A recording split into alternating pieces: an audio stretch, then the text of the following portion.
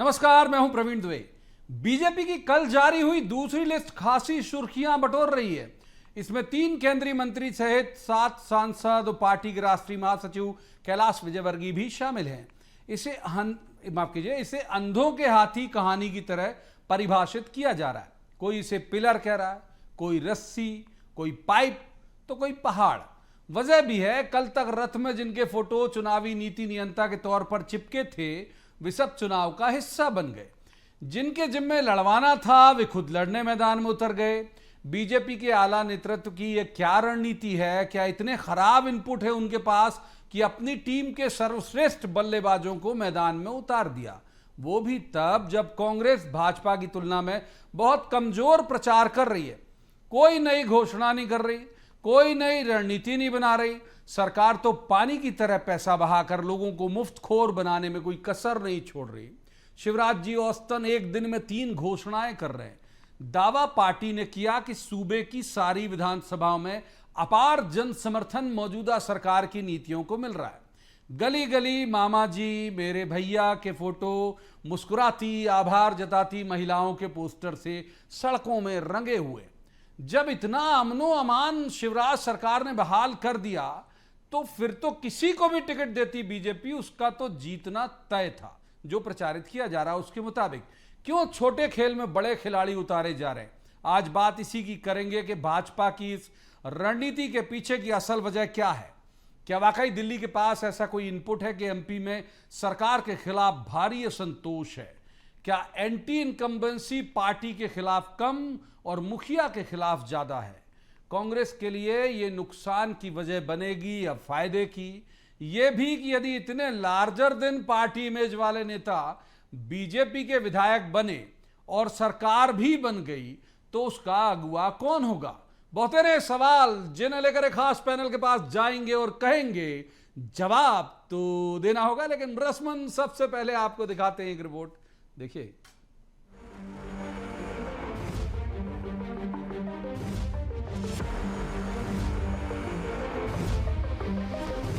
BJP में कहा जाता है कि ऊपर बैठे 2 खास लोग प्रधानमंत्री नरेंद्र मोदी और गृह मंत्री अमित शाह क्या सोच रहे हैं और क्या निर्णय लेंगे, इसकी भनक भी किसी तीसरे को नहीं होती। एमपी बीजेपी की जो दूसरी लिस्ट आई उसके बारे में कहा जा रहा था कि एक बार सिर्फ मशविरा जरूर मांगा गया था कि क्या नरेंद्र सिंह तोमर सहित कुछ सांसदों को विधानसभा चुनाव लड़ाया जाए। कुछ ने राय समझकर उस समय हाँ कहा या ना कहा और भूल गए। फिर जब सूची जारी हुई तो वे सारे लोग जो चुनाव लड़वाने के लिए जनाशीर्वाद यात्रा के रथ पर नुमाया थे, उन सभी को चुनाव लड़ने के लिए मैदान में उतार दिया गया। केंद्रीय मंत्री नरेंद्र सिंह तोमर, प्रहलाद पटेल, फग्गन सिंह कुलस्ते सहित 7 सांसद अलग अलग इलाकों से हारी हुई चुनौतीपूर्ण सीट से विधायक का चुनाव लड़ने के लिए उतार दिए गए। बीजेपी की इस पहल को लोग अंधों के हाथी कहानी की तरह परिभाषित कर रहे हैं। जिस वक्त सूची घोषित हुई, नरेंद्र सिंह तोमर बीएसटीवी के कार्यक्रम में लाइव मौजूद थे। जब उनसे इस बारे में पूछा गया तो सुनिए उनका जवाब क्या था। जो पार्टी कार्यकर्ता के बारे में फैसला करती है, कार्यकर्ता उस फैसले का पालन करता है।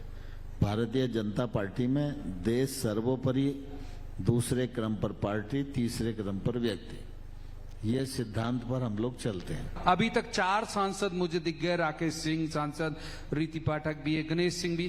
तो आपके पास तो एमएलए हैं ऑलरेडी जो वहां अच्छा काम कर रहे हैं। उनको आपके समेत इन सबको मैदान में लाने के पीछे कोई खास वजह, कोई खास रणनीति? सभी जगह पर अच्छे आदमियों की जरूरत होती है। ये अच्छे चेहरे कमाल दिखाएंगे इस बार 2023 में, 2024 से पहले। देखिए क्या होता है। बीजेपी अपनी इस नई सूची को जीत की तरह मास्टर स्ट्रोक कहकर प्रचारित कर रही है। बीजेपी की सोशल मीडिया ब्रिगेड कह रही है कि कांग्रेस को नई सूची से सांप सूंघ गया, हाथ पैर सुन्न हो गए, वगैरह वगैरह। दावा कुछ भी हो, लेकिन ये ठीक वैसा ही है जैसे नेपाल के साथ होने वाले मैच में टीम इंडिया मौजूदा टीम को लेकर भी सशंकित रहे और महेंद्र सिंह धोनी और सचिन तेंदुलकर को भी कहे कि आ जाइए आप, क्योंकि मैच महत्वपूर्ण है। कांग्रेस इसे भाजपा के डर के तौर पर देख रही है। कांग्रेस कह रही है कि चाहे ये सारे दिल्ली के बड़े नेताओं को एमपी से चुनाव लड़वा लें, फिर भी जीत नहीं पाएंगे। हम तो चाहते कि नरेंद्र मोदी जी और अमित शाह भी एक सीट का चुनाव कर लें यहां से लड़ने, और अगर अडानी जी तो फिट आदमी 90 साल में वो भी आ जाए, मुरली मनोहर जोशी जी को भी हम इन्वाइट कर लेते हैं, वो भी एक सीट का चयन कर लें। इसमें कोई दो राय नहीं कि सरकार का पैसा मुफ्त में पानी की तरह बहाने वाले और लड़कियों महिलाओं पर तोहफों की बरसात करने वाले मुख्यमंत्री शिवराज सिंह चौहान क्या इस सब के बावजूद ऐसा माहौल नहीं बना पाए कि पार्टी को जिताकर ला सके। रोज दिन में 3 बड़ी घोषणाएं करने के बाद भी शिवराज आखिर पार्टी को इतना इत्मीनान क्यों नहीं करा पा रहे कि मैं हूं ना। बड़ा सवाल ये भी कि क्या आप शिवराज चुनाव जिताऊ मटेरियल नहीं रह गए। Bureau report, BST। उन खास मेहमानों का परिचय मैं आपसे करा देता हूं जिनके साथ हम इस चर्चा को आगे बढ़ाएंगे। पंकज चतुर्वेदी हैं हमारे पास, बीजेपी के विद्वान ऊर्जावान प्रवक्ता हैं। बहुत स्वागत पंकज जी का। दूसरे मेहमान मृणाल पंत, कांग्रेस के विद्वान ऊर्जावान प्रवक्ता हैं, स्वागत है मृणाल जी का। तीसरे मेहमान मनीष दीक्षित, बहुत अच्छे राजनीतिक विश्लेषक हैं, वरिष्ठ पत्रकार हैं, स्वागत है मनीष जी का भी। शुरुआत जाहिर तौर पर पंकज चतुर्वेदी जी से। पंकज जी, अंधों के हाथी हमने कहा, कहानी कोई पिलर पकड़ के कह रहा कि पिलर की तरह, कोई पूंछ पकड़ के कह रहा रस्सी की तरह, कोई सूंड पकड़ के कह रहा पाइप की तरह, कोई बॉडी देखता तो कहता पहाड़ है। आप बता दो है क्या ये जो नया कल जो लिस्ट आई, उसको तर्जुमा कर दीजिए आप। देखिए प्रवीण भाई, कौन इसको कैसे परिभाषित कर रहा है, यानी मेरा संकेत निश्चित तौर पर की तरफ है। ये उनका बुद्धि, उनका विवेक, उनका विषय है। भारतीय जनता पार्टी में हर व्यक्ति कार्यकर्ता होता है और भारतीय जनता पार्टी के कार्यकर्ता को, जैसा आदरणीय नरेंद्र सिंह तोमर जी ने आपके ऑनलाइन शो में कहा कि पहली प्राथमिकता देश, फिर दल और उसके बाद व्यक्तिगत रुचि या रुचि का विषय। भारतीय जनता पार्टी के हर कार्यकर्ता को स्पष्ट सीख है और इस बात की समझ दोनों है कि जैसा जब पार्टी कहे तब वैसा उसका पालन करना। कैलाश विजयवर्गीय जी का पहली बार मध्य प्रदेश में चुनाव लड़ रहे हैं, नहीं लड़ रहे। इसी मध्य प्रदेश से विधायक, मंत्री सब सफर उनका था। बिल्कुल ठीक है। नरेंद्र सिंह जी लड़ चुके, फग्गन सिंह जी भी चुनाव लड़ चुके हैं। ये बात अलग है कि लगभग 3 दशक पहले उन्होंने चुनाव लड़ा था प्रहलाद जी नहीं लड़े आसपास के। हाँ, प्रहलाद जी को छोड़ के रीति पाठक जी चुनाव नहीं लड़ी है, गणेश सिंह जी नहीं लड़े हैं। ऐसे भी लोग जो नहीं चुनाव लड़े सूची में सम्मिलित हैं। उदय प्रताप जी तो विधायक थे, फिर सांसद हैं। तो इतना सा आग्रह है कि कम से कम भारतीय जनता पार्टी के पास कांग्रेस इस बात को अधिकार रहने दे कि किसको चुनाव मैदान में लड़ाना, किसको नहीं लड़ाना है। अभी अरुण यादव जी बोल रहे थे कि हम इनको भी बुला रहे हैं, अडानी जी और अंबानी जी किन का नाम ले रहे थे। भाई साहब, अरुण यादव जी लगातार चुनाव हार रहे हैं, कोई सीट उनके बाद मध्य प्रदेश में ना लोकसभा ना विधानसभा। ठीक है, दम है तो आओ ना मैदान में, बातें क्यों करते हो। ये भारतीय जनता पार्टी के कार्यकर्ता का धर्म है। जिस कार्यकर्ता को जिस समय कहा जाता है उसका पालन करता है और वही भारतीय जनता पार्टी के नेता। पूरी बात लेके भी आऊंगा। सप्लीमेंट्री बहुत सारे हैं, आज तो पंकज जी की बारी है। मृणाल जी को इनका लेते हैं। मृणाल जी, ये बात ठीक है भाई, ये बसपा से लाके लड़ाएं, सपा से लाके लड़ाएं और दीगर दल से लड़ाएं, रोड के किसी व्यक्ति को उठा के नेता बना के लड़ाएं, तो आप सवाल कर सकते हैं तो बीजेपी के नेता ना भाई, और है MP के ही, टिकट दे दी तो फिर आप इतने खुश क्यों हो रहे हैं इनके टिकट वितरण से। प्रवीण जी, एक निष्कर्ष है और कुछ तो निष्कर्ष तो यह है कि भारतीय जनता पार्टी ने प्रदेश के विधानसभा चुनाव में अपनी आसन्न हार को स्वीकार कर लिया है। उस हार को सम्मानजनक बनाने के लिए कुछ टिकट दिए जा रहे हैं कि कुछ 2, 4, 5 सीटें किसी तरह से बढ़ा ली जाएं। तो इतनी बड़ी पार्टी जिसमें इतने बड़े नेता, प्रधानमंत्री जी और गृह मंत्री जी का, जिनका पूरे देश में डंका बजता है, उनका कुछ सम्मान मध्य प्रदेश में भी बच रहा है।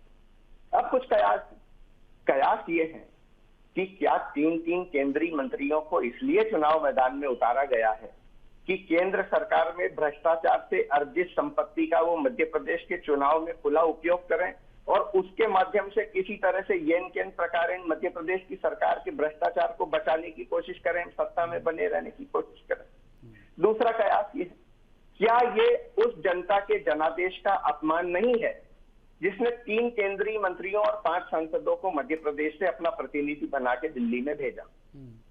ये तो ठीक है, हमारे पेट में दर्द होने जैसी कौन सी बात है। भारतीय जनता पार्टी जिसे बनाना चाहे उसको प्रत्याशी बनाए, लेकिन जनता ने उनको वोट तो लोकसभा के लिए दिया था। जनता ने उनको वोट तो ये सोच के दिया था कि केंद्र में मध्य प्रदेश का प्रतिनिधित्व करेंगे, मंत्री बनेंगे, मध्य प्रदेश की वहां पर लड़ाई करेंगे। तो क्या मान लिया जाए कि दिल्ली में मध्य प्रदेश की कोई लड़ाई वो नहीं लड़ सकते? इस असफलता को उन्होंने स्वीकार कर लिया है और विधानसभा का छोटा सा ठीक है। चुनाव लड़ने के लिए वापस ठीक आ है, गए। छोटा सा बस नहीं। इस बात से अपनी बात समाप्त करूंगा प्रवीण जी। ये जी बात बोलिए कहके, बोलिए बोलिए बोलिए जल्दी उत्तर बोलिए। प्रदेश में कहावत है कि घोड़ी जा रही है ब्याह की और बबुए को उतार के बाप खुद घोड़ी पर बैठ गया। किसी का असम्मान नहीं करना चाहता। कहावत अपने आप में सारी बातें सच कहती है। ठीक है, मनीष जी को इनका लेते हैं। मनीष जी, ये क्या है? ये मास्टर स्ट्रोक है या कांग्रेस की भाषा में डर है, या फिर बीजेपी जो कह रही कि भाई हमारे लिए राष्ट्र प्रथम दल द्वितीय टाइप का जो अभी पंकज जी ने परिभाषित किया, आपकी नजर में ये अंधों का हाथी आपको कैसे दिख रहा है? प्रवीण जी देखिए, एक मृणाल भाई ने एक लोकोक्ति या मुहावरा वहाँ का बताया, कहावत बताई। तो ऐसे एक अंग्रेजी में कहावत है, everything is fair in love and war, और उसमें एक छेपक पॉलिटिक्स। तो देखिए पॉलिटिक्स में प्रवीण भाई जो भी राजनीतिक दल है वो अपना बेस्ट जो है आपके सामने रखता है। ठीक बात। और पिछले बार जो 18 में एक थोड़ा झटका लगा बीजेपी को, उसके बाद उनको लगता है, और आप एक चीज हमको देखनी चाहिए प्रवीण जी कि इन लोगों को जहां पर भी सांसदों की अगर अपन बात करें, सांसदों को जहां भी उतारा गया है, ये वो सीटें हैं कि जहां पर बीजेपी जीती नहीं है। केवल एक जालम सिंह पटेल की एक सीट को लेकर थोड़ा सा मुझे वो लगता है कि कैलाश जी जालम वाली सिंह भी तो- पटेल जो विधायक हैं वो अभी भी वहां से जिता। नारायण त्रिपाठी का तो एक अलग एपिसोड हो गया ना प्रवीण भाई, कि उन्होंने अपनी पार्टी बना ली, तो उनको फिर अब ये कैसे कंटिन्यू करते। बात जालम सिंह की कि जालम सिंह एक विनिंग कैंडिडेट है, और प्रहलाद पटेल जैसा नेता के जो कमलनाथ को भी एक बार चुनौती देने चला गया था, तो अगर उनको उतारना था तो भाई यहाँ भी बहुतेरे नेता हैं, वो जालम की ही सीट पर उतार के, उसमें मुझे थोड़ा सा वो लगता है। बाकी आप देखिए बाकी जितने भी तीनों जगह candidates ऐसे हुआ। हैं, मनीष जी, मैं आपको चाहे ध्यान दिला देता कैलाश जी हूँ, की राम बात प्यारे करें कुलस्ते या- फग्गन सिंह के भाई जिस सीट से लड़ते थे वहां से फग्गन जी को लड़ा दिया। कैलाश जी वाली भी सीट उनके बेटे के पास थी, वहां से लड़ा दिया। तो अब राम प्यारे भी तो मतलब ऐसे कर करके उन्होंने सेकंड लाइन खत्म कर दी। नहीं, कैलाश जी संजय शुक्ला के खिलाफ लड़ेंगे प्रवीण भाई। जी। संजय शुक्ला शायद वहां से विधायक हैं, लेकिन लग रहा है कि correct बेटे को अब करेंगे शायद अगर मैं नहीं गलत बोल देंगे। रहा हूं तो वो नहीं, वो ऑब्वियस है, वो भाई वो पार्टी का उनका कि भाई एक परिवार से एक ही देना है, दो देना है। अगर उनको 2 सीटें निकालनी है इंदौर से, तो हो सकता आकाश भी बल्लेबाजी करते दिखे 2 नंबर से। तो बात ये है कि जो भी राजनीतिक दल है वो अपना बेस्ट जो है प्रोडक्ट सामने रखता है, ठीक। और ये इन लोगों के सामने चुनौती है, इन नेताओं के सामने चुनौती है, जो हारी हुई सीटें इनको वापस लेके आनी है। एक बार पंकज जी का रुख कर लेते हैं। ये पंकज जी, जरूर है इसमें, जी ये बोलिए। जरूर है। जी बोलिए बोलिए हाँ, बोलिए बोलिए बोलिए बोलिए। नहीं, मैं केवल ये कह रहा था कि भाई वहां पर भी जो लोग होंगे, जैसे दिमनी का उदाहरण लें या जबलपुर पश्चिम तरुण की जो सीट है वहां पर, तो वहां पर जो कार्यकर्ता होगा पिछले कई प्रभात सालों से साहू ने मेहनत कर रहा ताकत है, लगा वो दी सीट वहां। प्रभात के लिए साहू, अपनी- अभिलाष पांडे क्या दोनों ने अपनी कई को- पैसा ताकत मैं सब वही लगा बोल दी रहा हूँ थी। कि हाँ। उनको थोड़ा डिमोरलाइजिंग ठीक है, होगा। ठीक है, पंकज मगर जी ये को इनका कि लेते हैं। बड़ा लक्ष्य जब सामने है तो फिर छोटी मोटी बिल्कुल, बड़ा लक्ष्य के कारण छोटी मोटी कुर्बानी ले रहे हैं पंकज जी आप लोग। और दूसरी बात यह है कि एक वक्त में शिवराज जी कहते थे मैं हूं ना, तो वो अकेले जितनी तरह की योजनाएं और यहाँ पर चल रही हैं, मुफ्त में सारी चीजें, पैसा देना, सिलेंडर सस्ता, स्कूटी बांटना, मतलब मैं तो गिनाते गिनाते शो खत्म हो जाएगा। तो फिर इतना इत्मीनान आपको क्यों नहीं होना चाहिए? जब इतना कमाल बिल्कुल अमनो अमन बहाल है, तो फिर कोई भी लड़ जाए, पंकज जी लड़ जाए, मनीष जी लड़ जाए, मृणाल जी लड़ जाए, जीतेंगे ही। क्यों बड़े बड़े लोग नाम लाने पड़े? जी पहले तो कैलाश जी के विषय में स्पष्ट करूं, आकाश विजयवर्गीय जी, आकाश विजयवर्गीय जी इंदौर 3 से विधायक हैं। कैलाश विजयवर्गीय जी इंदौर 1 से भारतीय जनता पार्टी के प्रत्याशी, एक जहां से परिवार से कांग्रेस के एक होगा श्रीमान क्या, संजय ये शुक्ला सवाल था। विधायक। जी जी सर नहीं, मैं बस उसको करेक्ट कर रहा हूं। मैं जो मनीष जी ने कहा था बिल्कुल उन्होंने ठीक कहा कि आकाश जी इंदौर 3 से विधायक हैं और कैलाश जी इंदौर 1 से प्रत्याशी, जहां से विधायक बनेंगे वो, इसमें कोई संदेह नहीं है। वहां कांग्रेस की सीट है जो कुल 40 सीटें जारी करी हैं प्रवीण जी, उसमें से 37 सीटें आकांक्षी विधानसभा है जहां भारतीय जनता पार्टी पिछले चुनाव में नहीं जीती थी। आज मोनिका भट्टी की यदि सीट शामिल कर ले तो।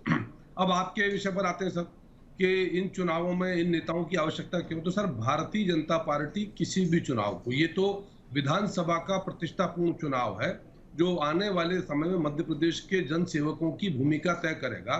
यदि पंचायत का भी चुनाव होता है तो आपको स्मरण है, और लंबी पत्रकारिता आपकी मनोज जी दोनों की है, हम हर चुनाव को गंभीरता से लेते हैं। और यदि भारतीय जनता पार्टी, आप तो सर कांग्रेस की बीजेपी की स्थिति देखो सर, भारतीय जनता पार्टी की पहली सूची 1 महीना पहले, तब कांग्रेस पार्टी रणदीप सुरजेवाला जो भारतीय जनता पार्टी के मतदाताओं को राक्षस बोलते हैं, जो बहन बेटियों को खुलेआम गालियां बकते हैं, जिनके वीडियो वायरल है, उनको प्रभारी नियुक्त कर रही थी। इसी कांग्रेस ने कहा था कि 1 साल पहले हम लगभग चुनाव की आचार संहिता की अपनी सूची घोषित कर देंगे, संशोधन करके 6 महीने आए, फिर अगस्त आए, अब सितंबर की चला चली बेले हमें सूची का पता नहीं है, इसलिए कि जबरदस्त गुटबाजी, दिग्विजय सिंह, कमलनाथ वर्सेस बाकी रस्साकशी मची हुई है।